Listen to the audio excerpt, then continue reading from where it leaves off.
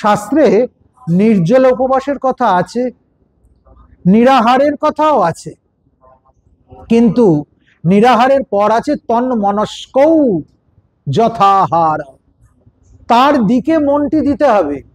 এবং সেক্ষেত্রে অনাহারটা কিরকম হবে? একেবারে নির্জলা তো হতেই পারে, যার শরীরে শক্তি আছে, মনে জোর আছে, সে বহু কষ্টে নির্জলা করলো কিংবা আনন্দ চিত্তে নির্জলা করলো, সেটা আলাদা কথা। কিন্তু যে পারছে না সে কি করবে? কিংবা যে রোগী সে কি করবে? সেও তো মায়ের কাছে আসবে, সেও তো সদ্বস্তু লাভের চেষ্টা করবে, ভগবত কৃপা তারও প্রয়োজন। সেক্ষেত্রে শাস্ত্র বিধান দিয়েছে সে জল খেতে পারে, ফল খেতে পারে, মুগ ডাল ভিজানো খেতে পারে, ছানা বা মিষ্টি খেতে পারে। এই সমস্ত সাত্বিক আহার কিংবা ডাবের জল, ফলের জুস, এইগুলো ব্যবহার করতে পারে।